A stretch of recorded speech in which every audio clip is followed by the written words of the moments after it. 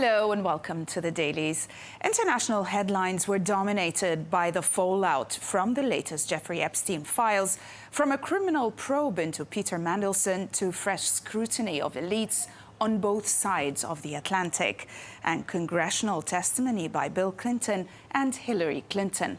In the US, also coverage focused on ICE hearings and protests, while globally attention shifted to rising tensions after the United States downed an Iranian drone, sharpening the spotlight on diplomacy under Donald Trump.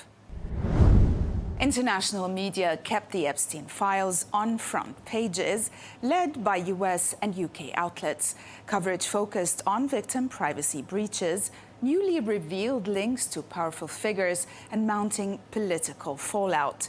The Times reported that Peter Mandelson is facing a criminal investigation over claims he leaked market-sensitive Downing Street information to Jeffrey Epstein.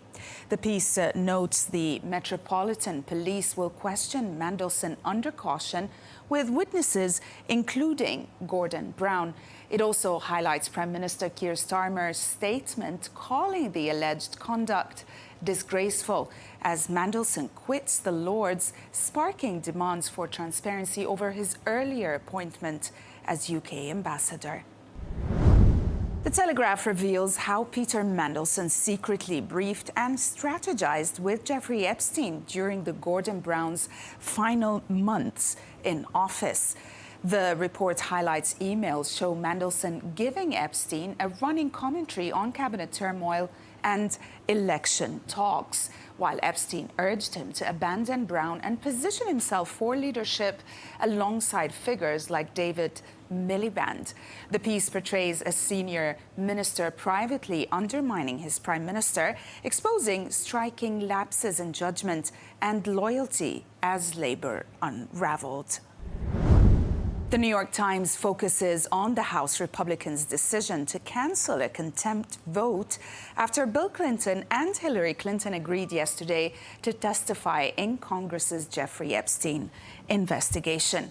The report highlights Oversight Chair James Comer's reaction, framing the reversal as a win for transparency, while the Clintons requested public hearings to prevent selective leaks. The piece underscores how the late agreement diffuses an immediate legal showdown, but kept political tensions high as the inquiry, also tied to Ghislaine Maxwell, moves into a new phase. The Wall Street Journal examines how newly released Epstein files widen scrutiny beyond politicians to powerful figures in business and entertainment. The piece lists names including Cassie Wasserman, Peter Attia, and Brett Ratner, and explains that emails, calendars, and photos detail flirtatious exchanges with Ghislaine Maxwell and also ongoing ties to Jeffrey Epstein, some of them lasting after his 2008 conviction. The analysis notes all three men now express regret and deny knowledge of Epstein's crimes, as the files expose how Epstein leveraged elite connections to build influence. The Guardian reports that UK police are reviewing fresh claims linking Andrew Mountbatten Windsor to Jeffrey Epstein after allegations that Epstein sent a woman to Windsor in 2010 for sex at Royal Lodge. The piece cites the Thames Valley Police, saying they are assessing the information, stopping short of opening a formal investigation. It notes also that the developments come as Mountbatten Windsor moves out of Royal Lodge and faces growing pressure to cooperate with US inquiries, backed publicly by Keir Starmer, who urged anyone with information to come forward. In America, outlets focus tightly on emotional testimony from families at a congressional hearing detailing shootings and alleged abuses linked to U.S. immigration and customs enforcement. Coverage also emphasized the human toll over policy, amplifying calls for accountability and reform. The Washington Post recounts this emotional testimony on Capitol Hill from Americans who say they were shot, dragged from cars, or assaulted during operations by ICE.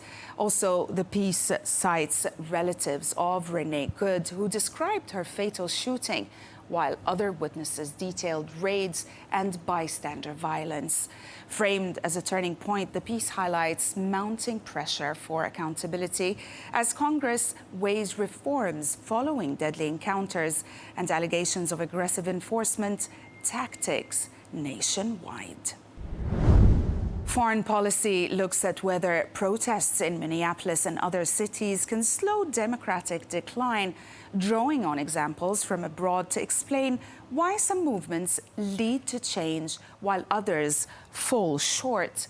The analysis argues that there are three factors that matter most: staying non-violent, building broad coalitions and reach beyond core supporters, and also turning protest energy into political power. Applying these lessons to demonstrations against U.S.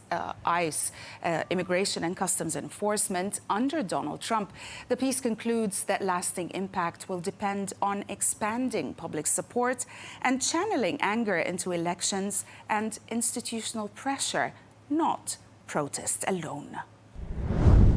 Politico warns a Department of Homeland Security shutdown looks likely, with just 10 days left and talks stalled over immigration enforcement.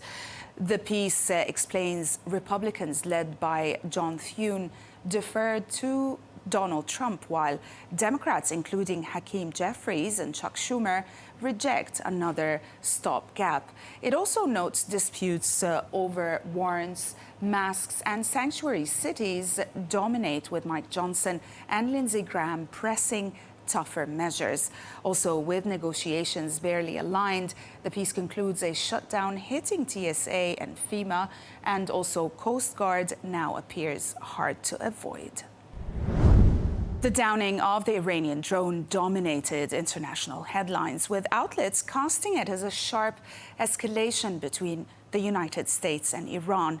Coverage paired the incident with reports of Gulf shipping harassment and fragile diplomacy, stressing the risk of wider conflict under Donald Trump, and also questioning whether the confrontation could derail already delicate negotiations.